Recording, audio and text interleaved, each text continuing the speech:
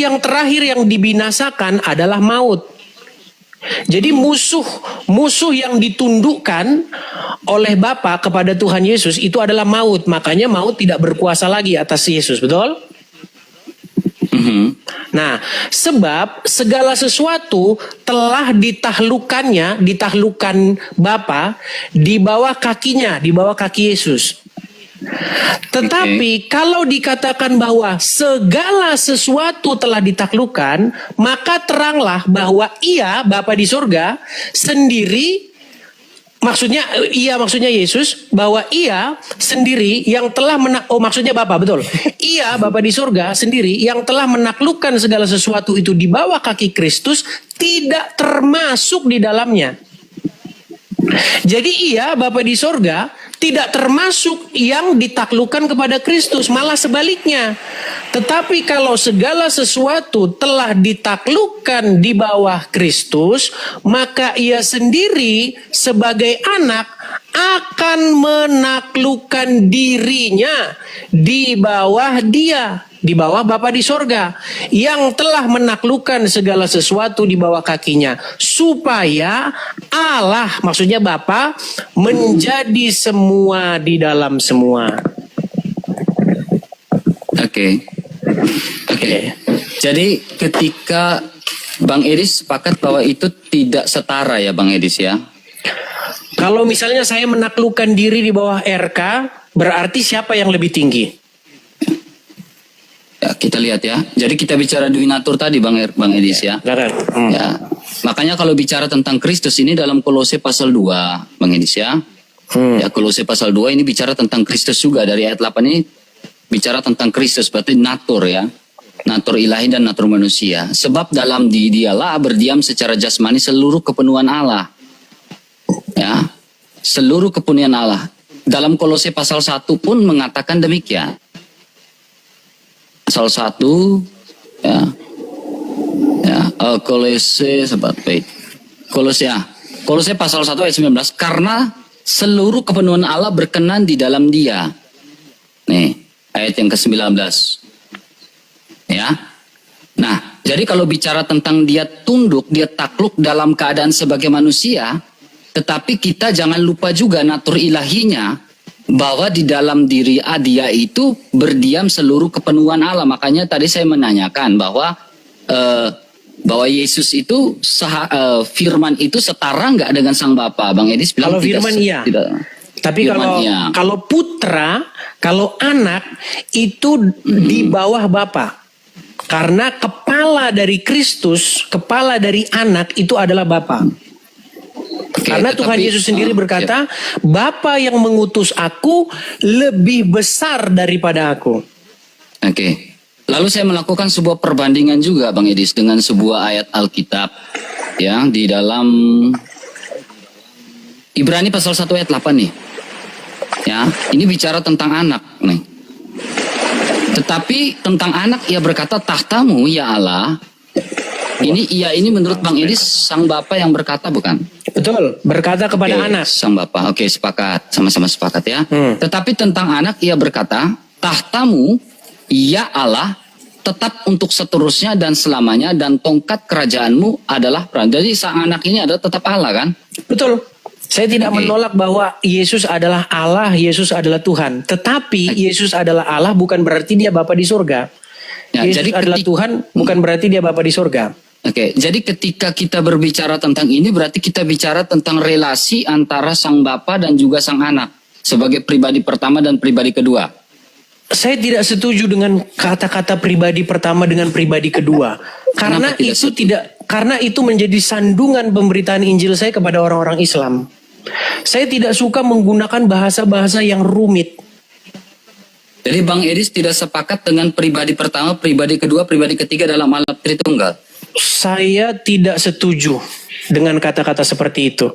Tapi kalau dengan kata-kata Bapa, Firman, dan Roh Kudus saya setuju. Tapi kalau ada pribadi nomor 1, pribadi nomor 2, pribadi nomor 3, itu tidak biblikal menurut saya. Secara pemahaman Bang Edis tentang pribadi ini, menurut Bang Edis pribadi ini seperti apa?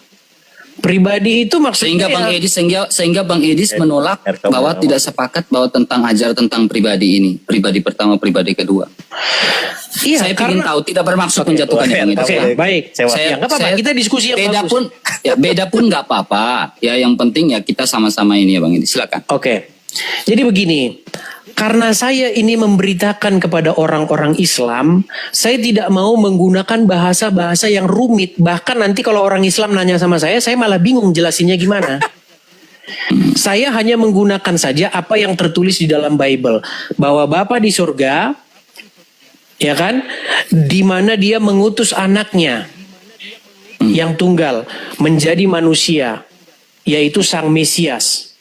Nah, supaya semua manusia menaklukkan diri di bawah kaki sang anak ini. Karena itulah kehendak Bapa di surga.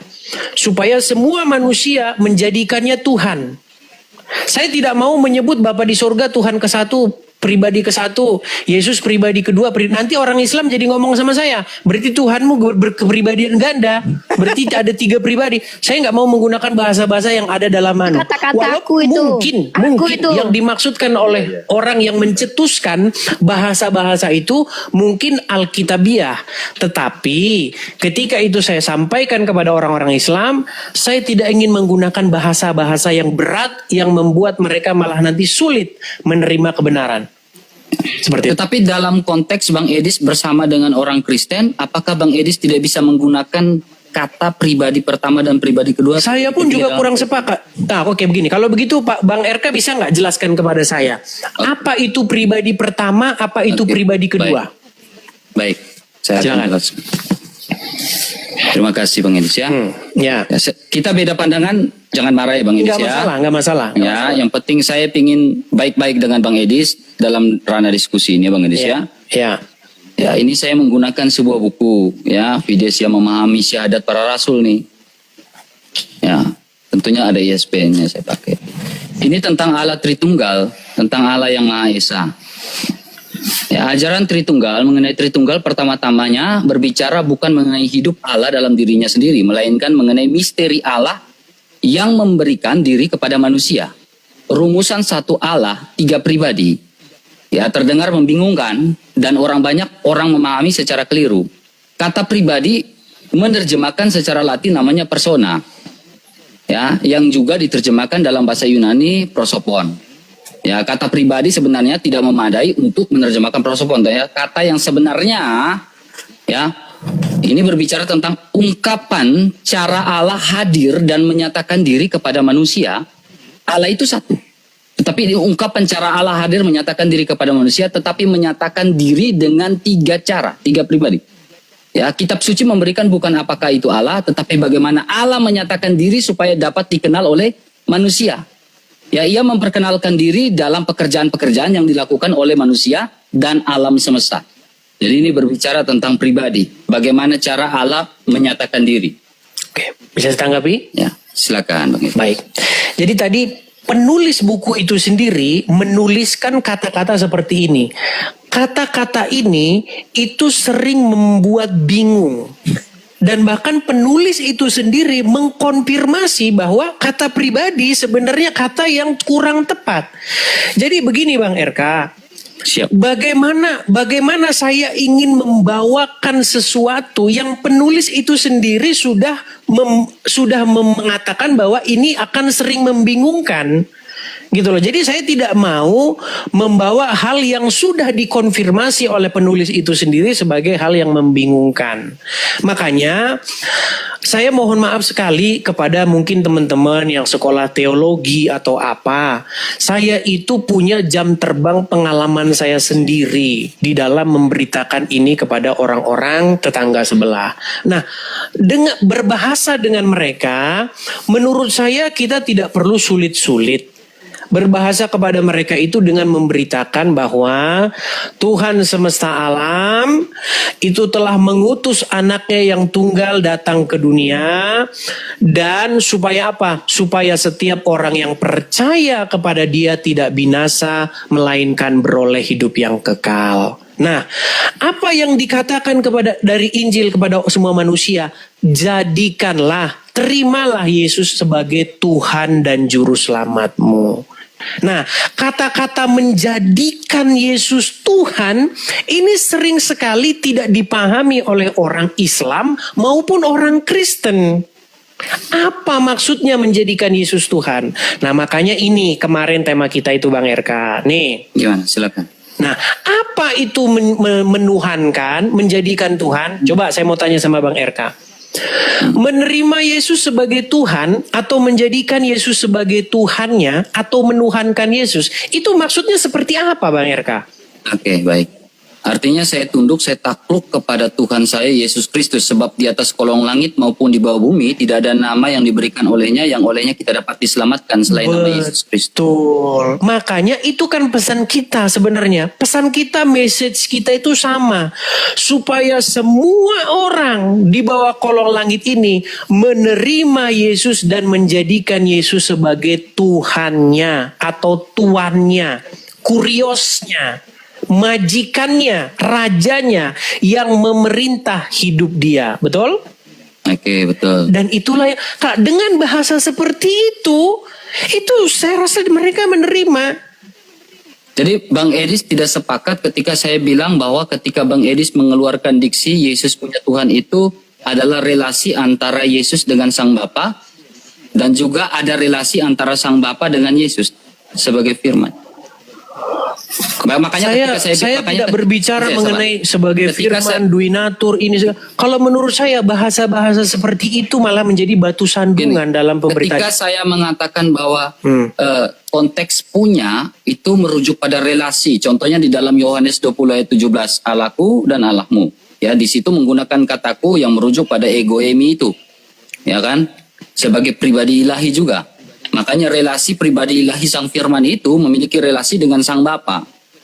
Ya, makanya ketika Bang Edis mengeluarkan diksi Yesus punya Tuhan dalam konteks relasi antara Yesus, Sang Anak dengan Sang Bapa, berarti apakah bisa saya membuat sebuah statement bahwa Sang Bapa punya Tuhan yaitu Anak? Baik. Karena relasi antara Bapa dengan Anak. Oke, baik. Karena sebelum saya ya, bisa karena gini Bang Edis, sabar ya, maaf ya. Silakan. Maaf ya, tabe ya. Karena di dalam ini kita bicara karena di dalam Ibrani pasal 1 ayat 8 di sini bicara relasi juga, di mana Bapa bersaksi tentang Anak, Anak pun bersaksi tentang Bapa, dan Anak bersaksi bahwa Bapa bersaksi bahwa Anak itu adalah Allah juga. Baik. Karena ini setara dalam tiga pribadi itu yang saya gunakan diksinya. Baik, silakan Bang Edis. Mungkin ditambahi dulu kalau belum selesai, biar nanti saya tanggapi sekaligus. Sudah, silakan Bang Edis. Baik. Sebelum ke sana ya, sebelum kita membahas mengenai kata-kata Bapa di surga sendiri kepada Anak, tahtamu ya Allah ya. Lalu Bang RK mengatakan, oh berarti Bapa di surga pun menuhankan Yesus kalau begitu. Nah, sebelum kita ke situ, waktu itu begini Bang RK, saya itu diskusi dengan orang Muslim mengenai kata menuhankan ini. Dan dia, lawan debat saya ini, itu sudah mengiyakan bahwa memang betul kami menuhankan Muhammad. Lalu dia bertanya begini, Bapakku, kalau definisi menuhankan seperti itu, berarti Yesus pun menuhankan Bapa di sorga. Saya bilang memang betul. Tuhan Yesus menuhankan Bapa di sorga. Berarti dia punya Tuhan. Betul, dia punya Tuhan. Tuhannya yaitu Bapa di sorga. Bahasanya dia itu punya Tuhan. Itu bahasanya dia. Nah, sekarang saya mau tanya dulu sama Bang RK. Sebelum kita nanti ke situ ya, mengenai tahtamu ya Allah ya. Oke. Ya. Saya mau tanya dulu Bang RK, betul nggak di dalam Injil kita Tuhan Yesus menundukkan dan menaklukkan dirinya kepada Bapa di surga? Oke, dia taat sampai mati hingga mati di atas kayu salib. Berarti betul ya? Ya. Oke. Dia taat di atas kayu salib. Oke. Dalam keadaan sebagai manusia, makanya Alkitab mencatat bahwa ia mati dalam keadaannya sebagai manusia dan dia taat di kayu salib hingga sampai mati di kayu salib. Baik. Berarti sesuai dengan definisi menuhankan itu, berarti Tuhan Yesus sendiri menuhankan Bapa di surga nggak? Dalam konteks relasi dan ketaatan dia sebagai manusia kepada Sang Bapa, tetapi dalam konteks juga itu saya memberikan sebuah pemikiran bolak-balik bahwa terkait punya, kata punya itu berujung pada sebuah relasi di mana sang Bapa juga relasi dengan sang anak. Oke, sebelum kita apakah Bapak menuhankan Yesus ya? Sebelum ke situ, apakah Bang RK setuju bahwa Tuhan Yesus menuhankan Bapa di surga? Dalam konteks relasi hubungan antara sang anak dengan sang Bapa. Berarti Yohanes setuju. 20 ayat 17 di mana relasi antara sang Bapa dengan sang anak. Makanya dalam konteks Yohanes 20 ayat 17 ya kita baca Allahku dan Allahmu, Bapakku dan Bapamu. Ya, Allahku itu berbicara tentang bagaimana itu kan ada kedudukan antara perkataan Yesus Allahku dan ada konjungsi dan juga Bapamu. Itu konteks berbicara tentang Yesus dan juga Maria ya saat itu. Ya, Bapa hubungan Marta dengan sang Bapa dan hubungan Yesus Kristus yang sehakikat. Makanya Allahku, sebab aku dan Bapa itu esa. Jadi relasi antara sang anak, sang aku ini dengan sang Bapa. Mungkin kita ulangi dulu ya Bang RK ya, pelan-pelan ya. Silakan. Apa definisi menuhankan Yesus? Definisi menuhankan Yesus. Saya tunduk, saya taat, sebab di atas kolong langit nama di atas segala nama adalah Yesus Kristus. Oke, jadi menuhankan Yesus adalah perbuatan menundukkan diri, menaklukkan diri kepadanya, taat, tunduk, mengikuti perintahnya, betul? Betul, inkarnasi pribadi kedua, ya, yang menjadi manusia, dia taat hingga mati di atas kayu salib. Kemudian, apa definisi menuhankan Bapa di surga? Menuhankan Bapa di surga ya kita harus melihat dulu konteks Allah pesang Bapa itu yang transenden dan kita harus percaya juga Allah yang imanen di dalam Yohanes 1 ayat 14. Bingung saya. Ya, makanya begini Bang RK. Ini juga kendala yang saya hadapi dengan orang muslim. Padahal menuhankan itu sama saja dipukul rata. Mau menuhankan Keong, mau menuhankan Muhammad, mau menuhankan Edis, menuhankan adalah suatu perbuatan menundukkan diri kita, menaklukkan diri kita sehingga diri kita ini dikuasai penuh oleh sesuatu tersebut. Itulah definisi menuhankan. Makanya ketika saya berdiskusi dengan orang muslim ketika itu, orang-orang muslim adalah orang-orang yang menuhankan Muhammad. Artinya mereka membuat diri mereka takluk, tunduk, taat penuh kepada Muhammad. Oke. Dalam konteks kita bicara tentang pribadi Allah ini ya, yang Bang Edis nggak sepakat ini ya. Bukan, kita nggak bicara mengenai pribadi, duinatur, keilahian. Kita bukan bicara itu loh. Kita bicara menuhankan. Iya Bang Edis, tapi dalam konteks kekristenan kita juga harus memahami ya tentang teologi dan juga tentang kristologi itu. Iya, tapi itu bukan itu bahasan kita. Kita tidak membahas kristologi, duinatur, keilahian. Bukan itu kita bahas. Ya, Kita bahas jadi gini. apa sih perbuatan menuhankan gitu loh. Ketika dalam keadaan kenosis ya firman itu telah menjadi manusia, apakah keilahian Kristus itu tidak ada, terpisah atau gimana? Menurut Bang Edis. Kita tidak bahas. Saya terima pandangan. Kita jadi melebar kita bahasan kita. Enggak, karena ini supaya kita berbicara tentang relasi ini Bang Edis. Betul, tetapi yang Kita kita bicara bahas. hipostasis nanti. Nah, ini makanya saya bilang, makanya orang sering salah paham Bang RK. Saya itu tidak sedang membahas hipostasis, kita tidak membahas duinatur, kita tidak membahas hakikat, makrifat dan lain sebagainya. Enggak, yang kita bahas itu menuhankan. Punya Tuhan. Apa sih definisi punya Tuhan? Definisi menuhankan, mempertuhan, itu loh. Jadi kita jangan bicara yang lain-lain dulu. Kalau kita di sini sudah clear, maka kita harus simpulkan siapa yang dituhankan oleh orang Kristen. Yang dituhankan oleh orang Kristen adalah Bapa di surga, Yesus dan Roh Kudus. Karena orang Kristen harus menaklukkan diri kepada Bapa di surga, menaklukkan diri kepada Yesus dan menaklukkan diri kepada Roh Kudus. Karena ketika gini Bang Edis ya, karena ketika kita bilang konteks tentang Kristus ya Bang Edis ya, konteks tentang Kristus di mana ini kita bicara tentang di mana Kristus dalam naturnya sebagai manusia, apakah keilahiannya tidak ada sehingga kita harus bilang itu tidak sehakikat. Keilahian Tidak, itu apa? maksudnya tidak, supaya tidak setara gitu. Sehingga Bang Edis mengeluarkan statement bahwa itu tidak setara. Oke, apa keilahian itu? Saya mau belajar Ya, dulu. kalau kita berbicara tentang keilahian, berarti kita bicara natur ilahi dia sebagai firman Allah. Ya, pada mulanya adalah firman. Ya, pada saya bingung, mulanya adalah coba firman. definisikan dulu. Keilahian adalah apa? Ya, kalau bicara tentang keilahian, bicara tentang kealahan dari pribadi itu. Apa itu kealahan? Ya, Allah itu adalah sesembahan, generic name. Bukan proper name. Karena kita bukan Muslim toh. Iya, tapi Maksudnya gimana? Maksudnya Bang Edis, menurut Bang Edis gimana? Karena kita bicara kealahan berarti sesembahan. Artinya itu generic name kan? Ya. itu kata-kata itu nggak pernah ada Bang RK di dalam Bible. Kealahan itu nggak ada. Keilahian itu nggak pernah saya jumpai dalam Bible. Gini Bang Edis, ya kita kalau bicara tentang Allah kan kita patokan kita dasar di awal adalah Yohanes 1 ayat 1. Pada mulanya adalah firman, firman itu bersama-sama dengan Allah, firman itu adalah Allah. Jadi Bang Edis percaya nggak natur ilahinya Kristus itu yang sungguh-sungguh Allah dan sungguh-sungguh manusia? Ya tentu saja saya percaya, cuman kita bukan bahas itu.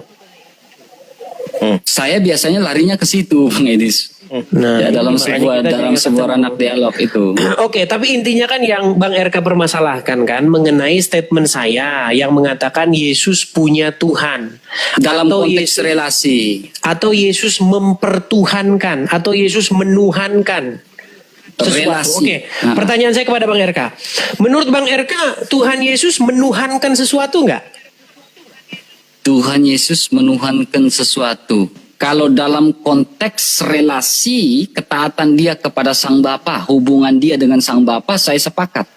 Dalam konteks kalau Bang RK sepakat dengan saya bahwa Tuhan Yesus menuhankan sesuatu, kenapa Bang RK mengatakan kalau Yesus punya Tuhan kemudian sesat?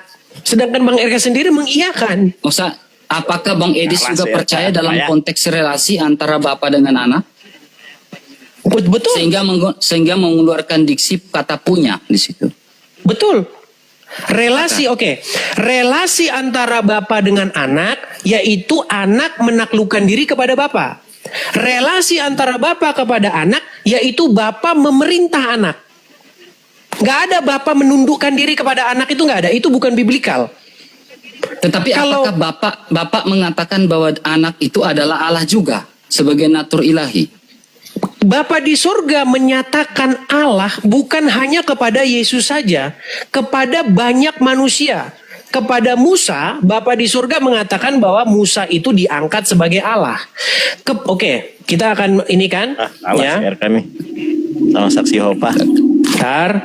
Kasian, Itu bagaimana makanya Tuhan Yesus? Kalau kita percaya dalam konteks Yohanes 1 ayat 1, sehingga firman itu menjadi manusia, kita percaya juga bahwa mereka ini firman Bapa dan firman ini sehakikat dan juga ada kesetaraan ya, tidak ada yang besar, tidak ada yang lebih kecil. Tetapi kalau bicara konteks takluk di dalam Alkitab, saya melihat bahwa ya dalam keadaan sebagai manusia ia taat hingga ia taat sampai mati. Tetapi saya tidak bisa memberikan sebuah statement dan diksi bahwa mereka pribadi pertama dan pribadi kedua ini tidak setara.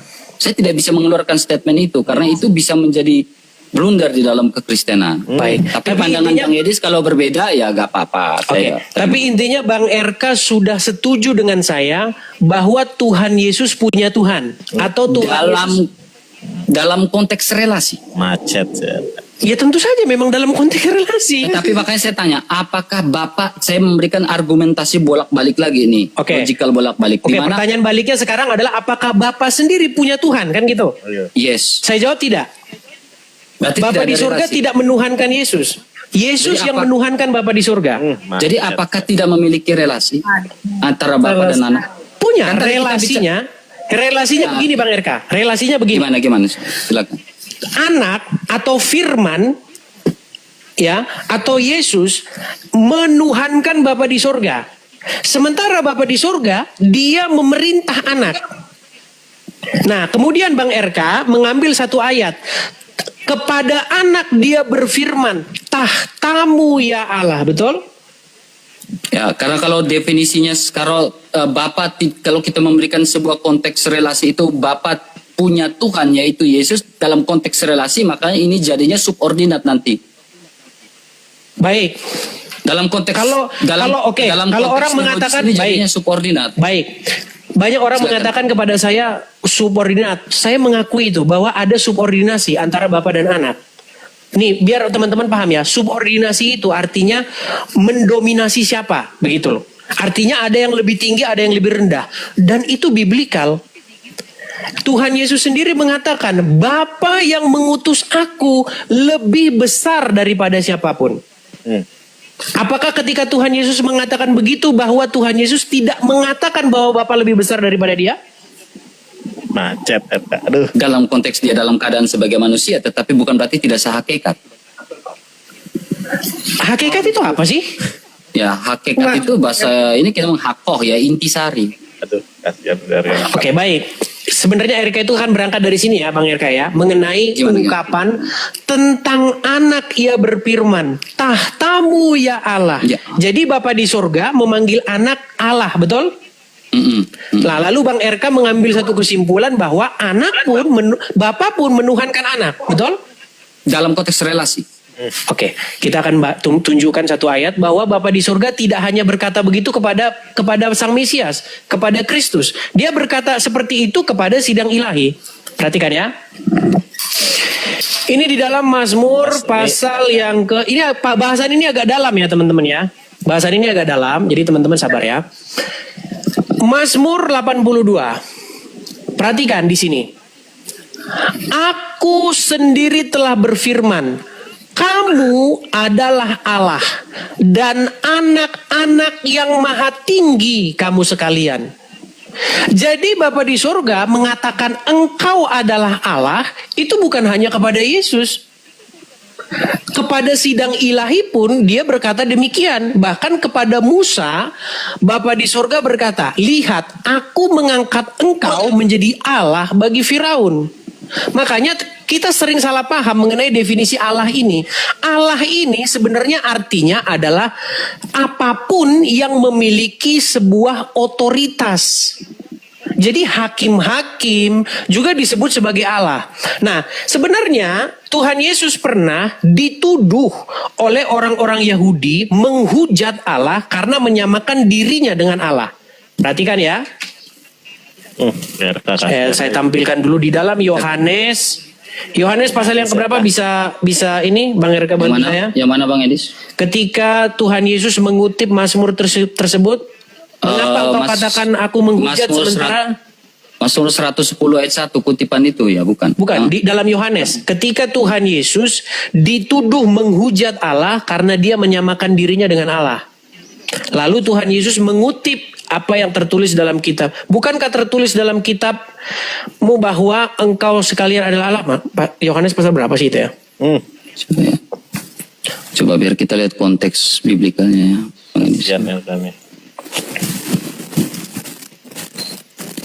Ini RK Pucat ini tidur sih Pak nih, parah nih. Pas live sendiri aja. Ini kita agak berbicara dogmatika ya malam hari ini teman-teman. Apa Bang Edis? Perbedaan pendapat itu hal biasa. Ya. Biar kita selesaikan Bang Edis ya. Sendiri aja RK so yes. Kalaupun tidak sampai selesai Bang Edis ya kita baik-baik lah. Kasihan si RK nih. Wih, banyak yang mau alap ini gara-gara Yesus punya Tuhan ini. Macet. Iya itu confirm. Nah ini Yohanes 10 ayat yang ke-34 ya. Oke. Yohanes 10 ayat 34. Tapi sebelum ke 34 kita ke ayat sebelumnya ya Bang Eka ya. Oke. Baik. Ini ya. Kelihatan ya. Oke, ini mengenai Yohanes pasal yang ke-10. Perikopnya di sini mengenai Yesus ditolak oleh orang Yahudi. Perhatikan, saya baca penuh saja ya dari 22. Tidak lama kemudian tibalah hari raya pentahbisan Bait Allah di Yerusalem.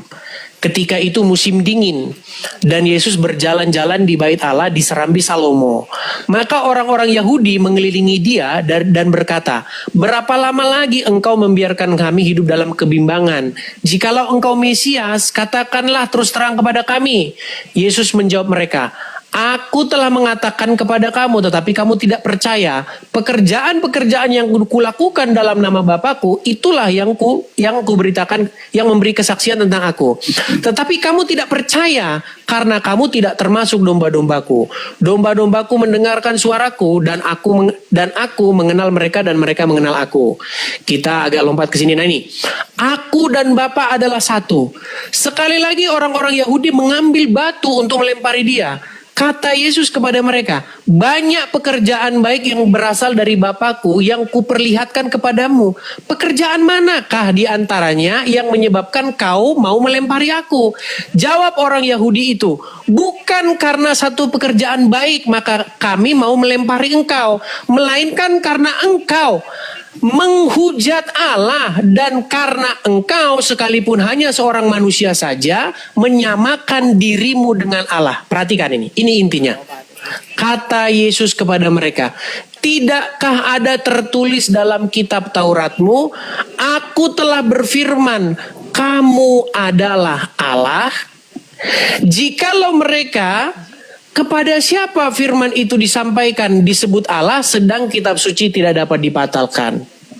Nah, jadi sebenarnya ungkapan bahwa Allah menyebut kamu sekalian adalah Allah, maksudnya di situ bukan berarti Bapa di surga itu menuhankan orang yang kepadanya Bapa di surga berkata demikian. Karena Bapa di surga berkata engkau Allah itu bukan hanya kepada satu orang saja. Kepada sidang ilahi pun dia berkata demikian. Coba bisa dibacakan tadi yang Mazmur tadi?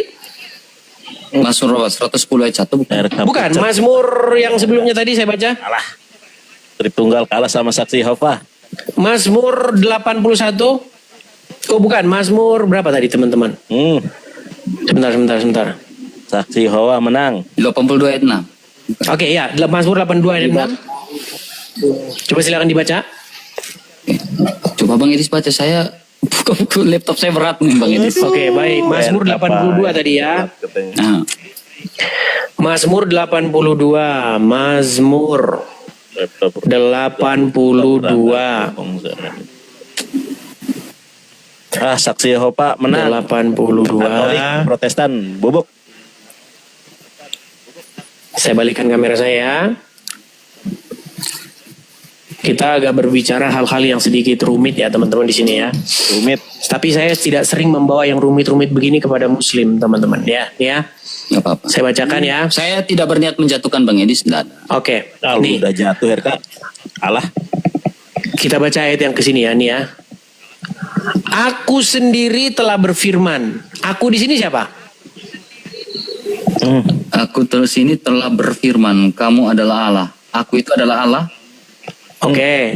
Berfirman kamu adalah Allah dan anak-anak yang maha tinggi kamu sekalian. Jadi kepada orang banyak nggak ini?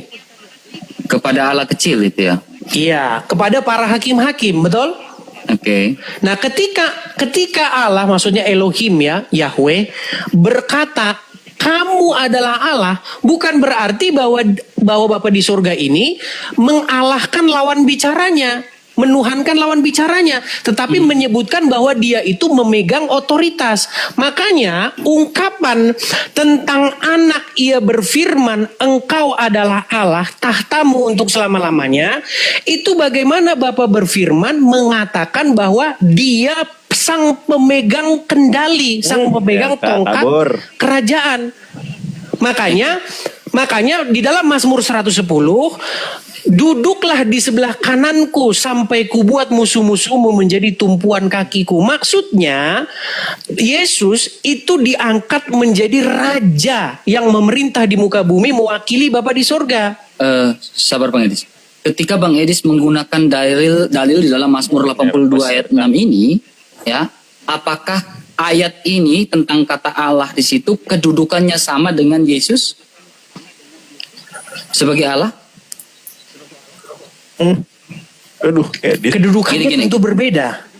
Maksudnya kedudukan antara dalam Mazmur 82 itu kan menggunakan kata Allah. Bahkan Firaun pun disebut sebagai Allah. Bukan kan? Firaun, Musa diangkat Ya, menjadi Musa diangkat Allah. menjadi Allah. Sekarang Ya. apakah kedudukan itu sama dengan kedudukan Yesus Kristus sebagai Allah? Tentu tidak dong. Oke, tentu tidak. Berarti Yesus sehakikat dengan Sang Bapa. Hakikat itu apa dulu? Apa hakikat Kalau itu? sehakikat berarti intisari hako, dan artinya dia setara dengan Allah. Tidak ada yang besar, tidak ada yang lebih kecil dalam konteks Tritunggal Maha Kudus. Kalau Bible mengatakan bahwa anak itu menaklukkan diri kepada Bapa di sorga, tapi Ya, begini Bang karena di Erka. sini Bang, sabar Bang Edis, Oke. maaf ya. Oke. Karena Bang Edis tadi sempat mengutip Oke. di dalam Yohanes 10 ayat 30. Ya kan? Nah, di dalam Yohanes 10 ayat 30 ini di sini menggunakan kata ego. Ya, egoemi ya. Ya, ini egoemi. Ya, ego. Jadi ini berbicara tentang dia itu sang ilahi juga. Ya kan? Nah, ini pernyataan ego ini pun setara kalau kita perhatikan di dalam Yohanes 14 ayat 6. Tapi di situ bilang I. Berarti hen esmen itu kan bentuk hen itu kan bentuk netral. Ya kan, esmen itu kan kami, tapi bentuk netral artinya dia sahakekat. Dia itu artinya esa. Sahakekat, tidak ada yang besar dan tidak ada yang kecil, setara dia. Ya, tetapi konteks di sini kita melihat juga pernyataan Yesus 7 kali penekanan di atas kayu salib, 7 di dalam kitab Yohanes, akulah jalan kebenaran, itu menggunakan kata ego juga. Egoemi.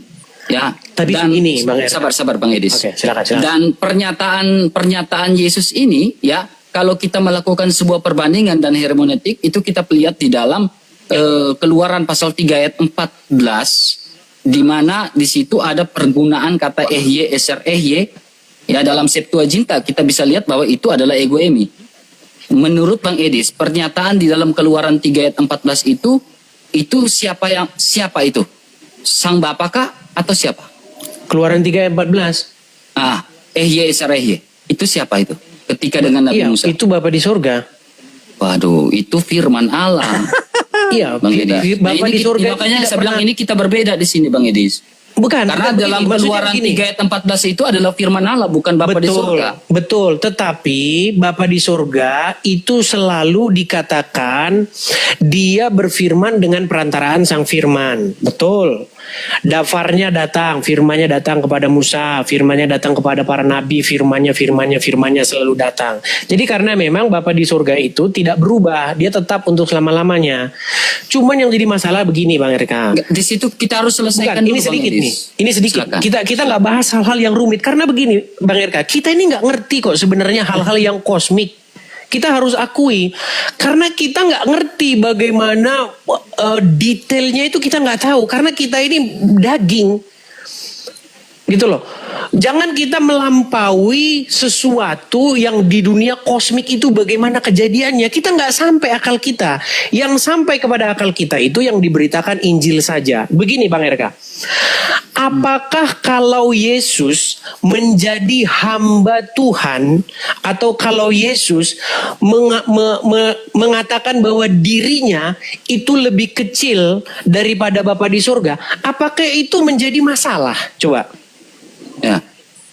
Poin pertama ya Bang Edis ya. Poin pertama adalah kalau berbicara tentang firman yang telah menjadi manusia, dia memiliki banyak gelar-gelar ya. Ya, gelar. Tapi bukan itu yang saya tanyakan Bang Erka. Biar kita tidak berbelit. Gini, karena saya melihat karena memang teologi ini bukan teologi. Berteologi itu atau kita memahami teologi ini harus melihat dari secara latar belakang dan juga eksegesisnya itu seperti apa.